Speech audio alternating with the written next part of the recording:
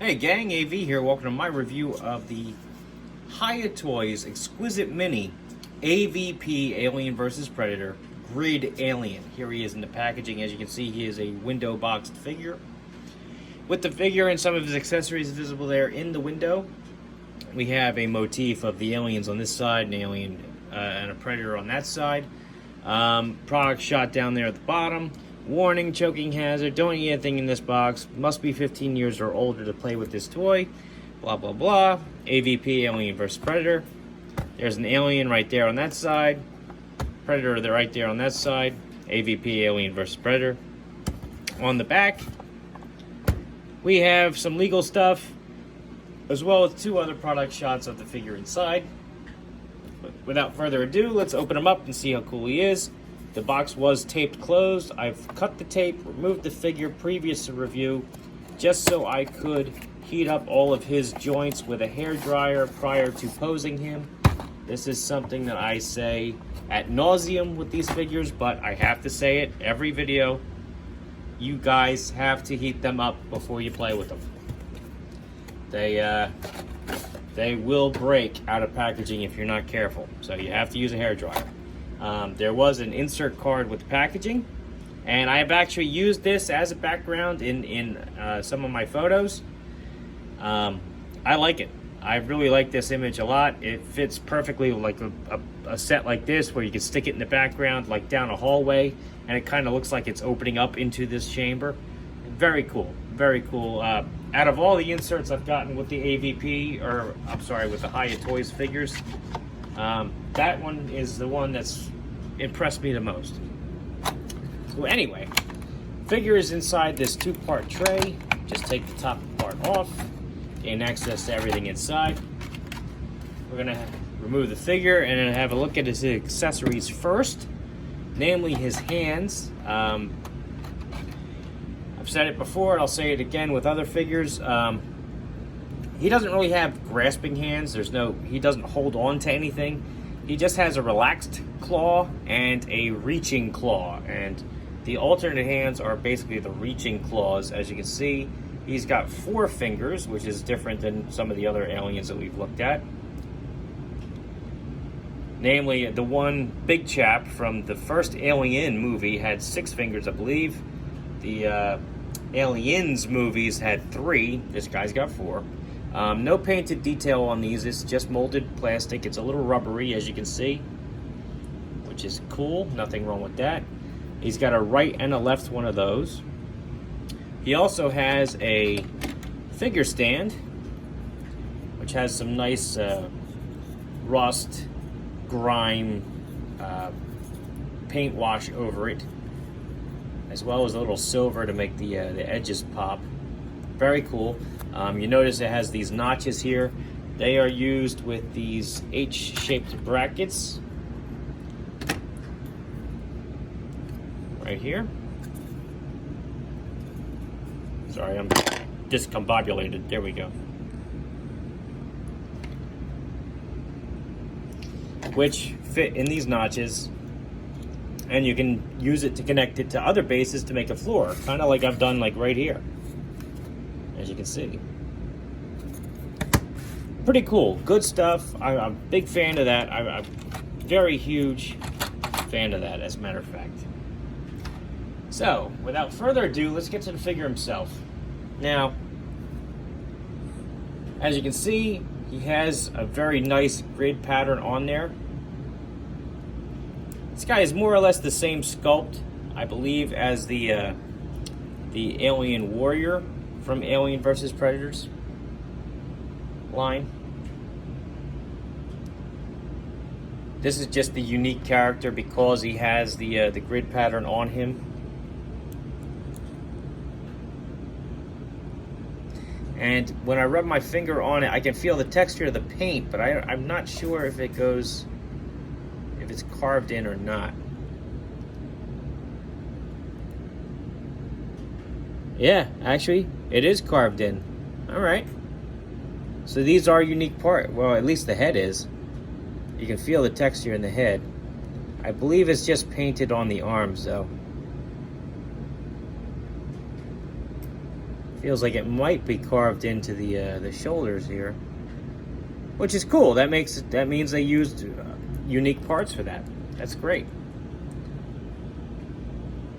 Otherwise, he's mostly just a flat black. He does have one other part of damage, however, and if you remember from the film, he did get the end of his tail cut off. So they went to the trouble of actually doing that for this guy as well, which is pretty cool. But for the most part, he's as near as I can tell, he's exactly the same mold as the Alien Warrior that we've gotten for the Alien vs. Predator line. And he doesn't really have a lot of other paint detail going on for him either. A little bit, maybe, because the inside of his thighs are a different color than the outside. So I know there's some paint detail going on there. Same with his abs. They have like a brownish hue to them. So I guess he did do he has a wash. It's just not as obvious as it is on other figures, as like this Alien Warrior from Aliens. And while I have him out, you can see the difference in sculpts. Like, this guy kind of looks like a guy in a rubber suit to fit in there. This guy looks like they're more traditional xenomorphs. Still very cool looking. So let's do his articulation. Starting with his head, he's got an articulated jaw, so his jaw does come down about that far, and he has double jaws which do slide out, which is very cool. And the double jaws also has painted teeth, which is nice. Because of that feature and the double jaws sliding back into his skull, there's no articulation here at the top of the neck. Unfortunately, you have articulation at the bottom of the neck only, which gives you a decent range of motion, though, in all fairness. So you can turn the head left and right, you can look up, you can look down, and you can tilt from side to side. Arms, full 360 degrees. They can go up about that high, which is not too bad. Nothing at the bicep. Elbows can bend about 90 degrees. Flatten out. Full 360 degree rotation. Wrists are on these tiny, tiny little ball joints, which enable them to do a full 360 degree twist, as well as wiggle around in just about any direction you need them to go.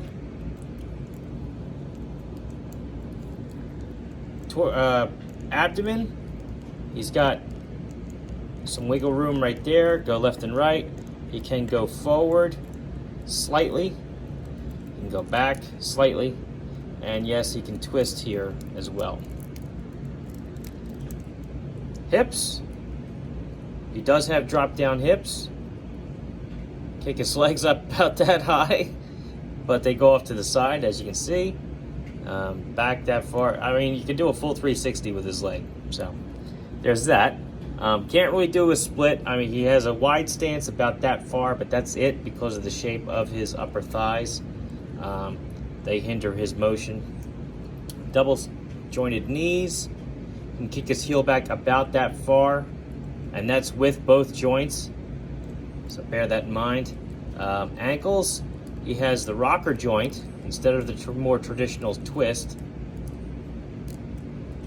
And he has got a hinge, so he can go down, point his toes down, straight down, and point his toes up. Not that far. Last but not least, he's also got a bendy tail with a wire inside, which enables you to put it in just about any position you need it to go, which is always cool. So his articulation, his sculpt, and his paint detail is pretty awesome. I like him. Let's do some size comparison. Get him standing on his base here.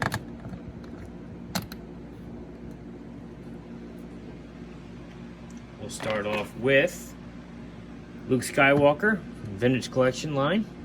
As you can see, he's noticeably taller. The reason for that is because the aliens are more or less, I believe, 7 feet tall, whereas Luke is more on the 5'6" side. Here is a 3 3/4 inch Luke Skywalker. Cripe. Snake Eyes from the original G.I. Joe line. Can't believe I called him Luke Skywalker. What am I thinking? Alright. Here's a more modern G.I. Joe from the Dollar General line, the Cobra Trooper.